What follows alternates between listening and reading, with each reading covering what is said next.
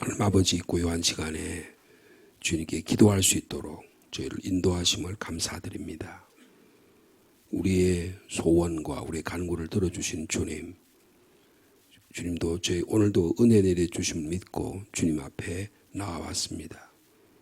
주님, 저희의 연약함, 저희의 죄악됨, 우리의 게으름, 우리의 부족함을 주님께 이 시간도 내어놓고 주의 말씀으로 새롭게 되기를 원합니다.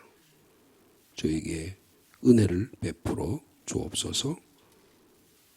기도하는 가운데 하나님을 만나게 도와주시고 우리의 삶이 하나하나 변화되는 놀라운 은혜가 있도록 축복하옵소서. 예수님의 이름으로 기도하옵나이다. 아멘.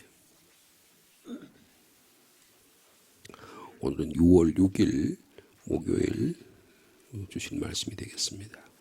시편 130편과 이사야 28장 9절에서 13절, 그리고 베드로 신약성경 베드로전서 4장의 말씀이 되겠습니다.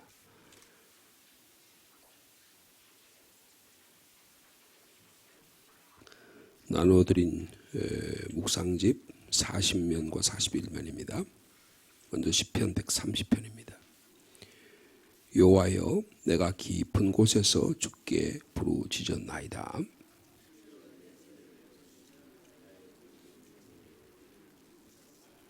여호와여, 주께서 죄악을 지켜보실진대 주여 누가 서리이까?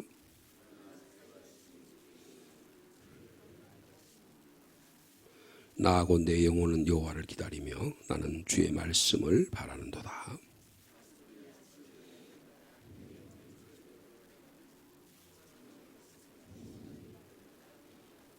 이스라엘아, 여호와를 바랄지어다. 여호와께서는 인자하심과 풍성한 속량이 있음이라. 아멘. 이사야 28장입니다. 그들이 이르기를 그가 누구에게 지식을 가르치며 누구에게 도를 전하여 깨닫게 하려는가? 젖떨어져 품을 떠난 자들에게 하려는가?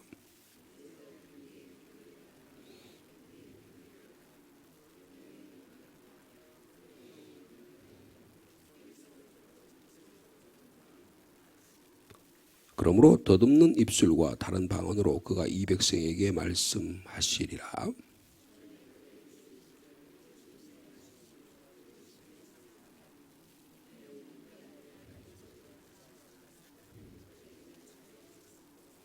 (13절) 말씀 같이 읽습니다. 여호와께서 그들에게 말씀하시되 경계에 경계를 더하며 경계에 경계를 더하며 교훈에 교훈을 더하며 교훈에 교훈을 더하고 여기서도 조금 저기서도 조금 하사 그들이 가다가 뒤로 넘어져 부러지며 걸리며 붙잡히게 하시리라. 베드로전서 4장입니다. 만물의 마지막이 가까이 왔으니 그러므로 너희는 정신을 차리고 근신하여 기도하라.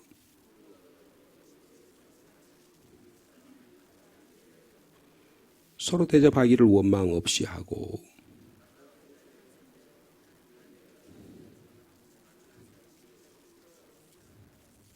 만일 누가 말하려면 하나님이 말씀하시는 것 같이 하고 누가 봉사하려면 하나님이 공급하신 힘으로 하는 것 같이 하라. 이는 범사에 예수 그리스도로 말미암아 하나님의 영광을 받으시게 하려 함이니 그에게 영광과 권능이 세세무궁하도록 있느니라. 아멘.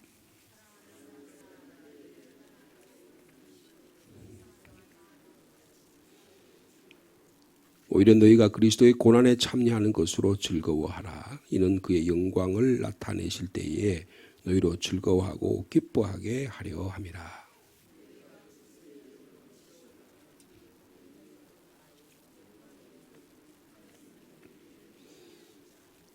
너희 중에 누구든지 살인이나 도둑질이나 악행이나 남의 일을 간섭하는 자로 고난을 받지 말려니와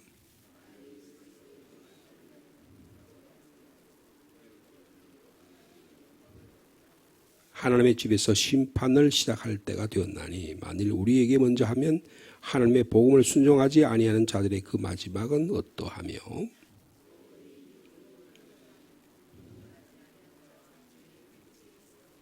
19절 말씀 같이 읽습니다.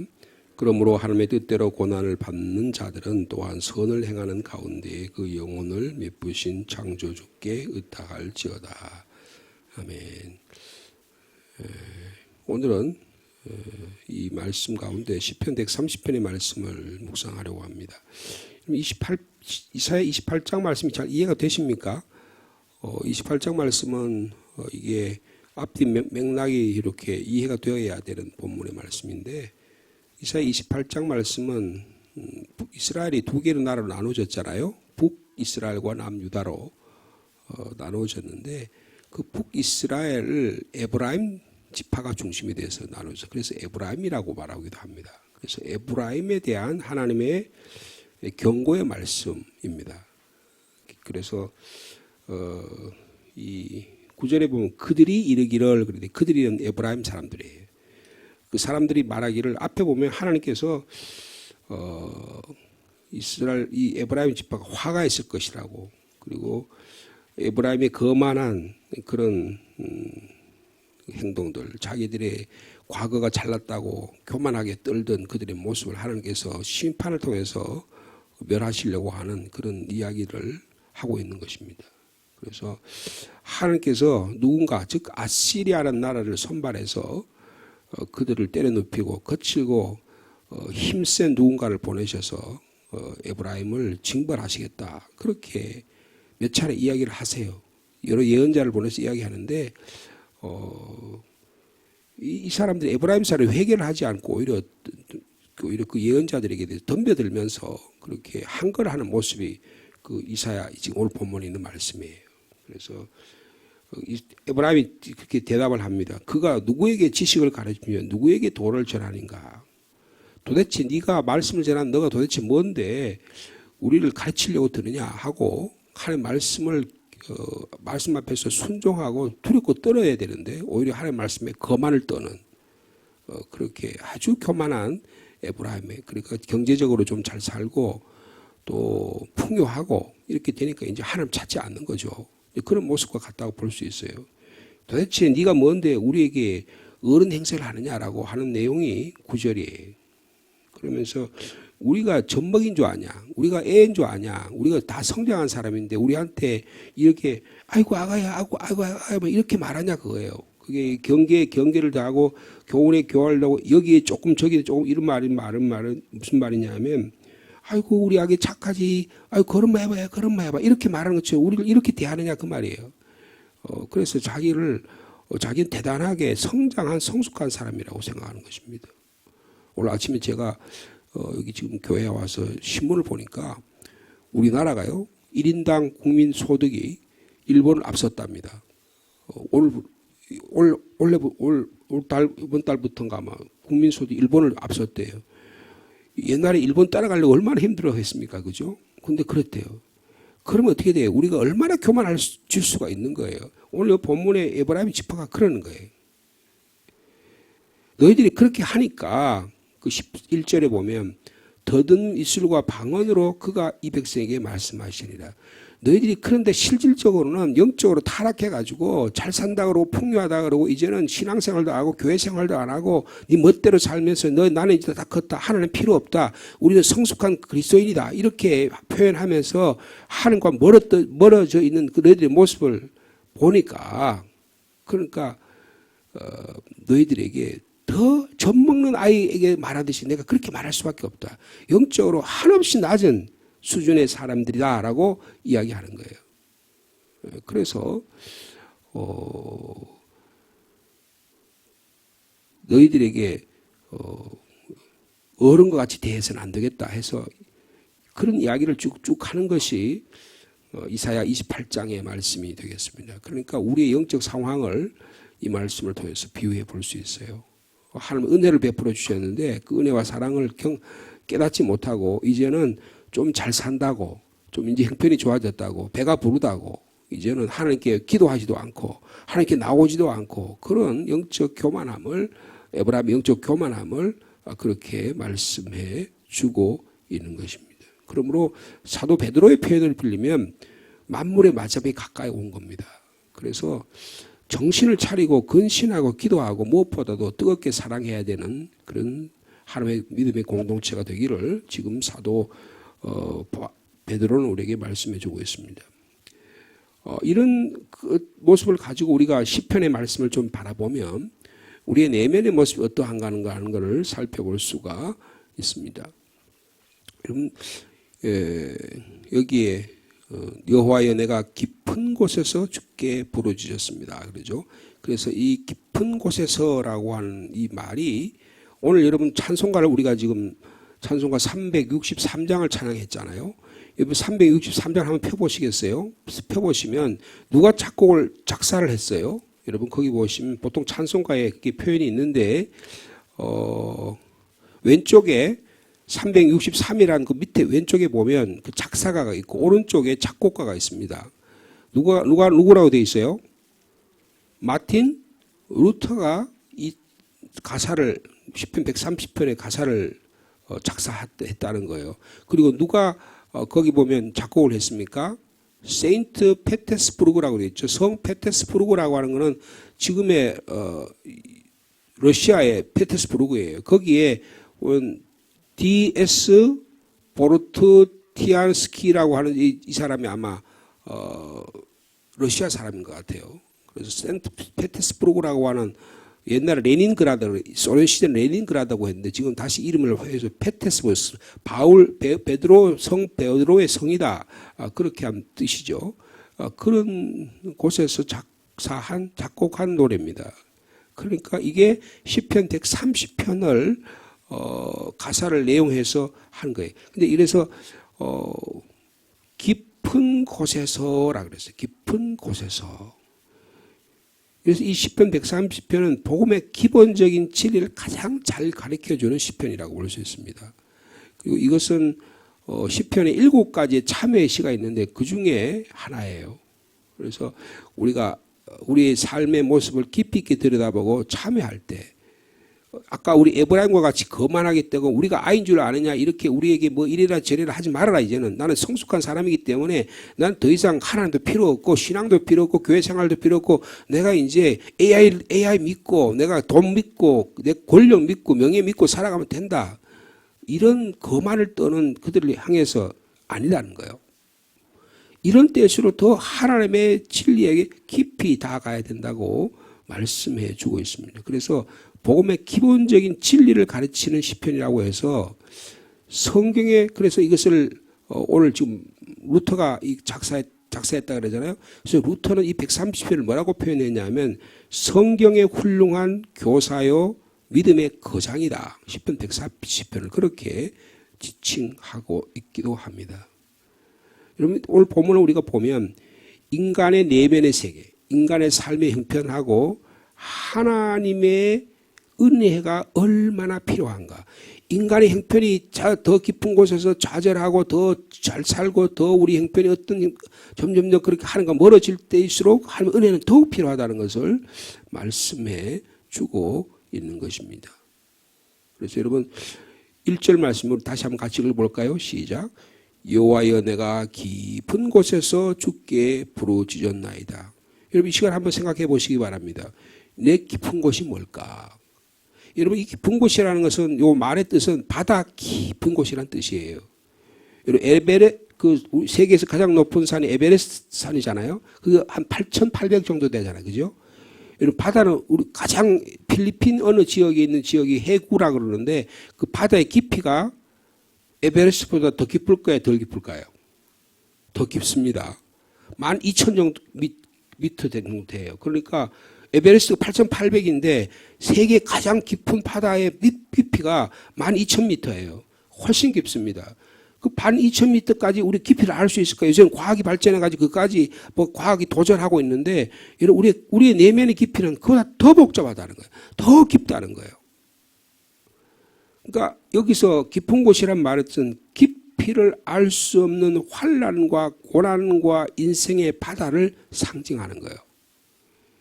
여러분 이 깊이를 자꾸 파악하는 여러 가지 방법들이 과학자들이 뭐 잠수망을 통해 가지고 깊이를 연구하고 그러잖아요. 우리 내면의 깊이를 발견하는 방법이 한 가지 있는데 그게 심리학이라는 거예요. 그래서 그 심리학을 또 가운데서 인간의 내면의 깊이는 건 심층 심리학이고 정신 분석학이라 그럽니다. 사회 분석, 정신 분석 여러 가지 복잡하게 아주 세밀하게 하는데 여러분 그런 심리학이 우리의 내면을 바라보면 우리가 우리의 내면을 알까요? 그러면 그럴수록 우리의 내면은 더 복잡해지고 더 깊어져서 그것으로 파악할 수 없는 것이 인간의 영혼의 세계라는 거예요. 그것을 지금 말씀해 주고 있는 것입니다. 죄악의 상황을 가리키는 것입니다.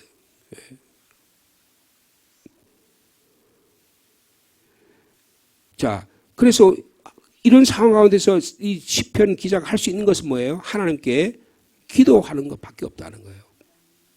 자, 우리 1절과 2절의 말씀은 다시 이 간구의 기도인데요. 우리의 기도의 제목이 되기를 바랍니다. 시작. 여호와여 내가 깊은 곳에서 주께 부르짖었나이다. 주여 내 소리를 들으시며 나의 부르짖는 소리에 귀를 기울이소서. 여러분 기도는 나를 하나님으로부터 갈라놓을 만큼 극심한 문제가 없다고 고백할 수 있다는 거예요. 여러분 우리 문제가 많잖아요. 깊은 곳이 심리학이 발견할 수 없고 여러분 잠수망이 발견할 수 없는 그런 우리 깊은 내면의 세계가 있지만 그럼에도 불구하고 우리가 하나님께 부르짖는다는 거예요. 하나님의 기도를 통해서 이 깊은 곳에서도 하나님 우리를 구원해 주시리라는 믿음의 확신을 가지고 고백하고 있는 것이 오늘 본문의 말씀입니다. 그러면서 2절 뭐라요? 주여 내 소리를 들으십시오. 나의 부르짖는 소리에 귀를 기울여 달라고 간구하고 있습니다. 근데 그러면서 자기 내면의 세계 이 깊은 곳을 주님께 내어놓는 거예요. 여러분 한번 보세요. 자, 3절 말씀 같이 있습니다. 시작. 여호와여 주께서 죄악을 지켜보실진대 주여 누가 서리까. 여러분 이게 무슨 뜻일까요? 하나님에 대한 그릇된 편견이 우리한테 있다는 거예요. 이게 뭐냐 하면 인간은 죄악을 감찰하신 분이 하나님이라고 생각한다는 거예요. 그렇잖아요. 보세요. 주께서 저의 죄악을 막 샅샅이 뒤져가지고 여러분 뭐 우리나라로 말하면 헌병대 군대에서는 헌병대가 와서 뒤지고 경찰이 뒤지고 검찰이 뒤지고 국정원이 뒤지고 뭐 금융감독원에서 와서 뒤지고 세무서에서 와서 뒤져가지고 여러분 털어서 먼지 안 나는 인생이 어디 있겠어요. 하나님께서 털기 시작하면 우리 안에 털리지 않는 인생이 아무도 없다. 하나님은 그런 분이다라고 생각하는 편견을 갖고 있다는 거예요. 여러분 하나님이 그런 분입니까? 여러분 어떻게 생각하세요? 하면 나의 죄악을 들춰내시는 분이에요? 이게 우리가 갖고 있는 일반적인 하나님에 대한 그러니까 하나님은 공의로운 하나님이다. 하나님은 엄히하신 하나님이다. 이렇게 생각할 때가 많잖아요. 그래서 구약의 하나님은 우리가 믿을 바가 못 된다. 신약의 예수 그리스도의 용서의 하나님을 우리가 받아들여야지 구약의 하나님 받아들일 수 없다. 그렇게 이야기하는 학자들이 초기에 있었어요. 여러분 이 인간의 잘못된 그릇된 편견, 인간의 죄악을 감찰하시는 하나님이라고 하는 평가, 하나님 나를 감시하는 하나님. 그래서 어떤 분은 그런 경우가 있어요. 나는 하나님 아버지란 말을 싫어한다. 한국 사람들이 그런 경우가 많습니다. 아버지한테 학대를 많이 받은 거예요. 한국의 아버지들은 권위시적인 시대에 살고 유교적인 가부장적인 시대에 살기 때문에 자기 자신도 모르게 그냥 권위적인 말과 행동을 통해서 자녀들을 억압하고 아내를 억압하고 그런 시대가 얼마나 많았습니까? 여러분 그리 권위적인 사고방식이 독재도 만들어내고 엄청난 부작용을 많이 만들어냈습니다. 그래서 하나님 아버지라고 하기에 치가 떨려가지고 그런 말을 안 믿는 거예요. 그런 시대가 있어요. 그런 삶이 있다고요. 근데 그건 뭐냐면 하나님에 대한 잘못된 이해라는 거예요. 여러분 우리가 신앙생활은 뭐냐면 하나님이 어떤 분인지를 깊이 이해하는 것입니다. 그게 4절이에요. 자, 우리가 잘못된 편견을 가지고 주님께서는 죄악을 살피시고 죄악을 감찰하시고 죄악을 샅샅이 뒤지는 하나님. 근데 그렇게 되면 우리가 설사 인간이 어디 있겠어요? 아무도 못 쓴다래. 그러니까 그런 두려움에 떨려가지고 깊은 곳에서 좌절하고 있는데 근데 기도하다 보니까 아하 내가 생각하는 하나님을 잘못 생각했구나라고 하는 거예요. 그러면서 자 4절에 뭐예요? 그러나 같이 있으면 시작. 그러나 사유하심이 주께 있음은 주를 경외하게 하심이니이다. 여러분 용서하심이 진정한 하나님에 대한 진리가 뭐냐? 용서하심이 주께 있다는 거예요. 하나님 우리를 용서해 주실 권한도 있고 그리고 용서를 허락하심도 주께 있다는 거예요. 여러분 사유하심이라는 말은 그런 뜻이 있는 거예요. 여러분 하나님 용서하심을 믿으십니까? 그리고 용서해 주실 권한도 주님께 있다고 믿으세요? 그러니까 내가 하나님을 사랑하고 섬기겠다고 고백할 수 있다는 거예요. 여러분 그러면 여기 4절에 그러나가 중요한 거예요. 내가 잘못된 기도하는 가운데 나의 깊은 것을 주님께 내어놓고 나의 좌절, 나의 실패, 내 죄악됨, 내 죄책감, 나의 무능함, 나의 이런 공허함 이런 걸 뒤면서 역시 내가 아무리 뒤져봐도 하나님 앞에 설 수가 없는 존재야. 나는 하나님 앞에 심판받을 수밖에 없어. 나는 이제 죽을 수밖에 없어 라고 그런 쪽으로 몰고 가는데 깊이 있게 보니까 예수 그리스도 안에 나타난 하나님은 어떤 하나님이에요? 예수 그리스도 안에서 우리의 죄를 용서하신 하나님이세요. 용서하신 하나님이라는 거예요. 여러분 이 십자가 앞에 나타난 예수 그리스도에 나타난 용서의 하나님이 우리에게 깊이 이해되어지는 이 시간이 되기를 축복합니다. 여러분 하나님은 공의의 하나님이지만 동시에 사랑의 하나님이세요. 하나님의 공의를 실현하시고 온전히 실현하시고 사랑을 실현하신 사건이 뭐예요? 예수 그리스도의 십자가 사건이라는 겁니다.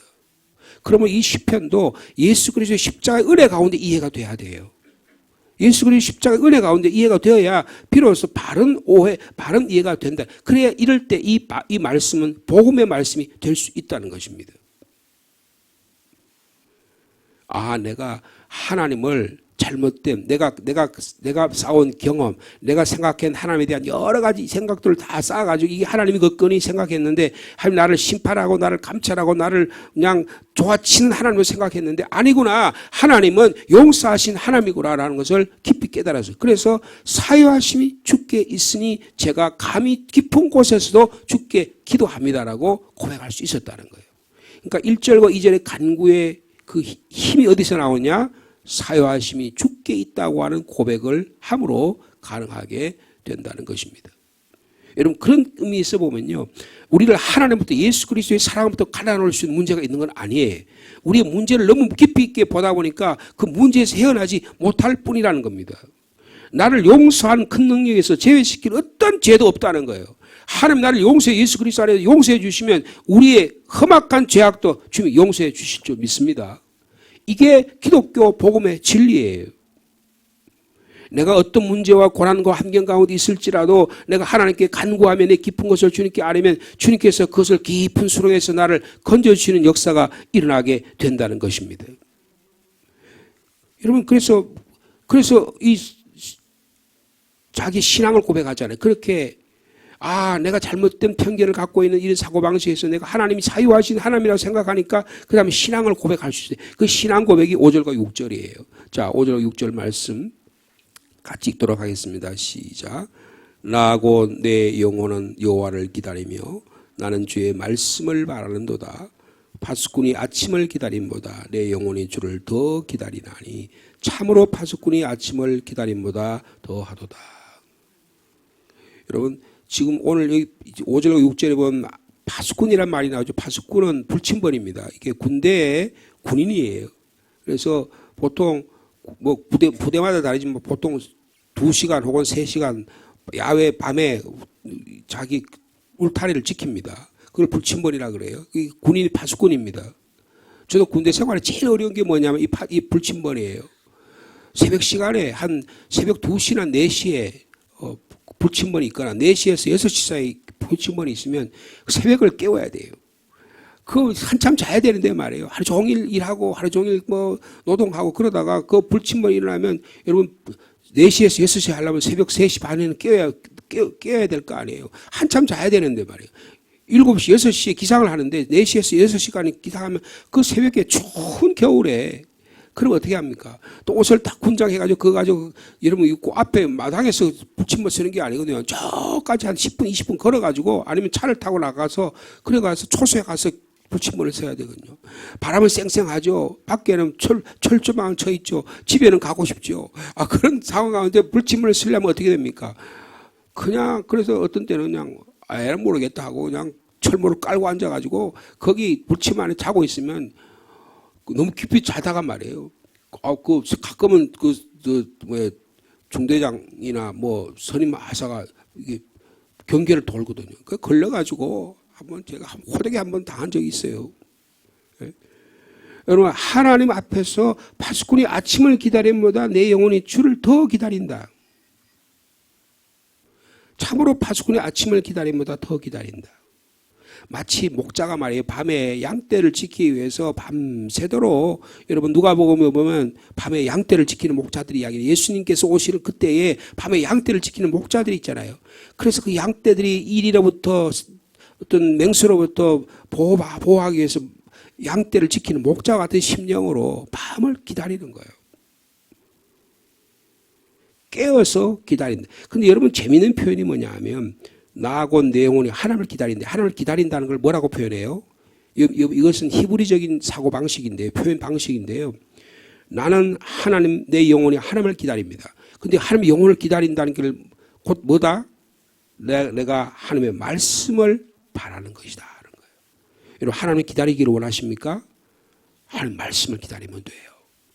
한 말씀이 임해서 그 말씀이 나에게 찾아오셔서 그 말씀이 나를 흔들어 깨우셔서 나의 죄악을 깨우시고 나를 용서해 주신 하나님이라는 것을 발견하게 되면 내가 주님의 영혼이 내가 주님을 기다리는 거예요. 여러분 그러므로 기독교의 복음의 진리는 흐리멍텅한 게 아닙니다. 그냥 내가 그냥 생각해가지고 막 이게 영적으로 깊이 생각해서 된 게 아니에요. 하나님의 말씀이 있기 때문에 그 말씀의 속에서 예수 그리스도의 사건을 통해서 나를 용서하신 하나님을 발견하고 내가 그 기쁨 때문에 주님을 기다릴 수가 있다는 거예요. 여러분 그런 희망이 있으면요. 여러분 불침번을 쓰는데 야 아침이 밝아오고 내가 아침 이 불침번이 끝나면 내가 아침에 가서 식사를 하고 내게 이런 일이 있을 거라는 희망이 있으면 어떻게 해요? 철목 깔고 앉아잖아요. 그리고 막 아무 졸음도 이겨낼 수 있는 거예요. 희망이 없기 때문에 계속 그냥 그 안에서 좌절하고 자기 안에 깊이 안에 그 조그만 초소 안에 갇혀가지고 벌벌 떨면서 그냥 이거 내가 걸려면 어떻게 할까 이런 불안 가운데서 살아가게 되는 거잖아요. 깨어 기다린다는 거예요. 깨어 기다린다는 거예요. 여러분 나태한 기다림이 아니고 깨어 기다린다는 겁니다. 왜요? 하나님이 내 말씀을 통해서 내 영혼을 깨우시는 하나님이 계시기 때문이라는 거예요. 그래서 6절에 말하죠. 파수꾼이 아침을 기다림보다 내 영혼이 주님의 말씀을 기다린다. 참으로 파수꾼이 아침을 기다림보다 더 기다린다. 여러분 오늘도 시간을 견뎌내는 저 여러분 되기를 바랍니다. 여러분 가운데 고난의 문제가 있을 거예요. 여러분의 문제가 있을 거예요. 문제의 상황이 있을 거예요. 여러분이 오늘 여기 110편, 130편 시인이 말한 대로 기쁨 가운데 기쁨의 어떤 좌절이 있을 수 있어요. 근데 이거를요, 믿음으로 인내로 지켜야 되는 하나님의 용서를 기대하기 때문에 현재를 인내할 수 있는 용기가 있을 수 있다고 말씀하고 있습니다. 여러분 이런 놀라운 은혜가 저 여러분 가운데 있기를 축복합니다. 자, 그리고 마지막에 자기의 신앙을 고백하고 나서 그 다음에 이스라엘 백성을 하여 권고하는 말이에요. 자, 우리의 신앙이 고백이 다른 사람에도 영향력을 끼칠 수 있는 저희들의 신앙이 되기를 바랍니다. 자, 7절과 8절의 말씀 읽도록 하겠습니다. 시작. 이스라엘아 여호와를 바랄지어다. 여호와께서는 인자하심과 풍성한 속량이 있음이라. 그가 이스라엘을 그의 모든 죄악에서 속량하시리라. 여러분 끊임없는 기도는 우리를 용서의 사건으로 이어준 줄 믿습니다. 용서를 구하는 기도는 확실히 응답받는 기도가 돼요. 하나님 나를 용서하시라는 예수 그리스도에서 나를 죄 가운데서 십자가 사건의 용서의 확신을 가지게 되면요. 응답받는 기도는 반드시 응답해 주신다는 거예요. 사람을 용서하고 용서받는 기도는 반드시 하나님이 용서해 주십니다. 이게 성서적인 진리예요. 이러한 구원의 약속, 그래서 뭐라 합니까? 모든 죄악에서 속량하실 것이라 그랬어요. 이런 모든 죄, 내 개인적인 문제뿐 아니라 공동체적인 문제, 사회적인 문제까지도 하나님께 기도하면 구원의 약속을 가지고 확실한 약속으로 우리에게 허락해 주신다는 것입니다. 여러분, 끊임없이 기도할 수 있는 마치 파수꾼이 아침을 기다림보다 더 강한 마음으로 오늘도 주님을 기대하는 저 여러분의 신앙이 되기를 축복합니다. 끈기 있는 기도는 땅에 떨어지지 않고 용서로 이어지게 된다. 용서를 구하는 기도보다 더 확실하게 응답받는 기도는 없다. 오늘 사심이 모든 죄에서 사하시는 구원의 약속보다 더 확실한 주님의 보증은 없다라고 말씀해 주고 있습니다. 여러분, 이런 믿음을 가지고 이 복음의 진리를 가지고 오늘도 승리하는 삶을 살아가는 여러분 되시기를 축복합니다. 걸어가신 주님 감사합니다. 우리가 주님께 간구하며 주님께 기도하러 나오지만 때로는 하나님을 내 영역 안에 가두어 놓고 내가 생각하는 그런 생각 안에 가두어 놓고 내가 기대하는 대로 안 되면 하나님께 그 원인을 돌리고 남에게 원인을 돌리고 내 이 조불한 삶 속에서 나 안에 갇혀서 이 깊은 곳에서 좌절하는 경우가 얼마나 많습니까? 그러나 오늘 시편 시인은 주님을 바라며 기도하는 가운데 내가 내 죄악만 바라보고 그 죄악의 깊이 가운데 빠져 있었구나. 하나님을 그 나를 죄악을 감찰하시고 내 죄악을 엄하게 꾸짖으시는 그런 하나님만으로 바라보았구나. 그러나 예수 그리스도의 사건을 바라보니 용서하심이 있음을 그런 깊이 이해하고 주님을 예배하며 주님께 깊은 곳을 주님께 드릴 수 있었습니다. 주님, 이 복음의 시편 130편의 복음의 진리가 깨달아지게 하옵소서. 주는 그러므로 우리의 소리를 들으신 하나님을 향하여 부르짖을 수 있는 이 시간이 되게 하여 주옵소서.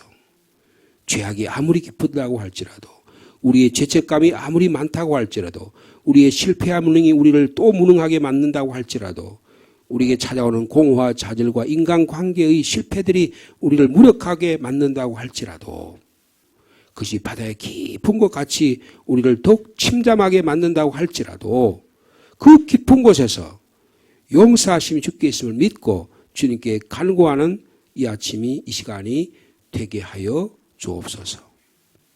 이 130편 시인의 신앙 고백처럼 나곧 내 영혼은 하나님을 기다립니다. 나는 주님의 말씀을 간절히 기다립니다. 파수꾼이 아침을 기다리며 더 간절히 기다립니다고 말씀하고 있습니다. 그러면서 이스라엘 백성들아 너희들도 하나님을 기대하라. 하나님을 소망하라. 하나님을 바라라고 신앙의 고백을 전하고 있습니다. 하나님의 인자하심과 풍성한 속량을 저희들에게 믿고 이 아침에도 기도하오니 주님, 저희들 모든 죄악에서 속량하신 예수 그리스도의 사건으로 인해서 우리를 깨끗게 하심을 감사합니다. 이 구원의 확실한 약속 위에 확실한 응답받는 위에 우리도 우리에게 누군가 용서할 수 있는 저희들이 되게 하여 주옵소서. 우리가 인간관계와 하나님과의 관계와 나의 자신과의 관계에서 용서의 마음이 풀리지 않고 꽉 맺혀 있으면 마치 밥을 먹고 나도 체증이 걸린 것처럼 우리의 신앙생활이 차질이 생깁니다. 내가 용서함 받고 용서하지 않는 이런 일은 내가 하나님보다 더 높은 자리에 젖어서 내가 하나님 자리를 차지하려고 하는 교만합니다. 용서하심이 주께 있고 용서를 허락하심도 주께 있음을 이 오늘 시편 시인은 깨닫고 하나님께 간구하며 기도합니다. 주님, 저희도 이런 신앙이 되게 하여 주옵소서. 하나님, 우리가 신앙생활 하다가 나태해서 영적으로 깨어있지 못해서 깨어 기다리지 못하고 우리 자신이 좌절할 때가 얼마나 많습니까? 그러나 오늘 이 하나님의 어떤 분인지를 깊이 이해하고 받아들임으로 우리가 깨어 기도하며 하나님의 나라를 바라보는 귀한 오늘 하루가 되도록 주님 축복하여 주옵소서. 주님, 오늘은 나라와 민족을 위해서 헌신한 그런 분들을 위한 날입니다. 주님, 이 나라 민족이 그런 희생과 또 조국을 위해서 헌신하고 기도하고 순교한 그런 분들 위에 이 나라가 세워졌습니다. 주님, 이 나라를 불쌍히 여겨주시고 오늘의 정치, 경제, 사회적으로 국가의 개인의 수입이 일본보다 더 많다고 해서 우리가 교만하지 않게 하시고 하나님 아버지, 우리가 이럴 때일수록 더 각성해서 나라와 민족을 위해 기도하는 저희들이 되게 하여 주옵소서. 내가 잘나서 내 능력이 뛰어나서 한 것이 아니라 누군가 나라와 민족을 위해서 헌신하고 희생하고 목숨까지 바친 분들의 그 위에 우리의 신앙이, 우리의 교회가 세워졌음을 깨달아지게 하여 주옵소서. 예수 믿는 일로 인해서 순교하고 공산주의 억압 가운데, 일본의 억압 가운데 순교의 피를 흘리고 고난의 피를 흘린 그 바탕 위에 이 교회가 세워졌음을 깨달아지게 하여 주옵소서. 오늘도 이런 영적 진리 가운데 공중의 권세 잡은 자들과 이 원수 사탄의 관계 가운데 저희를 지켜 보호하여 주옵소서. 영적으로 더욱 무장하는 저희들이 되게 하시고 하나님의 용서의 사건을 우리가 깊이 이해하고 받아들임으로 우리 가운데 하나님의 놀라운 구원의 능력을 발휘하는 믿음의 용사들이 일어나게 주님 축복하여 주옵소서. 우리 개인적인 기도의 제목을 가지고 주님께 엎드립니다. 우리 신종철 집사님 사랑하는 아내를 여의었습니다. 그 슬픔을 이루 말할 수 없습니다. 주님, 아들도 이해하지 못할 겁니다. 자녀들도 이해하지 못할 겁니다. 하나님 아버지, 그 어려운 가운데도 아내를 극진히 그렇게 간호하다가 이제 사랑하는 아내를 잃었으니 그 마음의 공허함과 상실함이 참으로 클 것입니다. 주님, 위로하여 주옵소서. 오직 주님만이 위로해 주실 줄로 믿습니다. 그 장례 절차 가운데도 주님이 은혜를 베풀어 주시고 그 가정에 예수 그리스도의 십자가의 은혜가 충만할 수 있도록 주께서 역사하여 주옵소서. 우리 가운데 수술을 앞둔 사랑하는 딸도 있습니다. 주님, 가슴 부위가 많이 다쳤습니다. 주님, 치료하여 주옵소서. 불쌍히 여겨 주시옵소서. 아버지 하나님, 피부 이식까지 상태까지 나아가지 않을 수 있도록 의사의 손길을 붙잡아 주시고 온전히 상처 부위가 깨끗해질 수 있도록 하나님 은혜를 베풀어 주옵소서. 육체적인 상처뿐 아니라 마음의 상처도 주님이 치료해 주셔서 예수 그리스도의 십자가와 용서의 사건이 그 가정에도 일어날 수 있도록 하나님께서 역사하여 주시옵소서. 주님, 저에게 복음을 전할 수 있는 능력을 주시고 또 선교할 수 있는 기회를 주셔서 감사합니다. 여러 지역에 저희들이 복음을 전하고 후원하고 기도하고 있습니다. 특별히 이상주 선교사 여러 가지 일로 국내에 한 2주간 나와 있습니다. 주님, 있는 가운데 하나님이 지켜주시고 그의 가정이 하나님의 필리핀 그 그레고리오 지역에 복음을 전하는 주님의 능력 있는 주의 종이 되도록 말씀과 기도로 성령의 충만함이 있도록 역사하여 주시옵소서. 오늘도 기도의 제목을 가지고 주님께 엎드린 한 분 한 분들의 기도의 제목을 들으시고 응답하옵소서. 예수님의 이름으로 기도하옵나이다.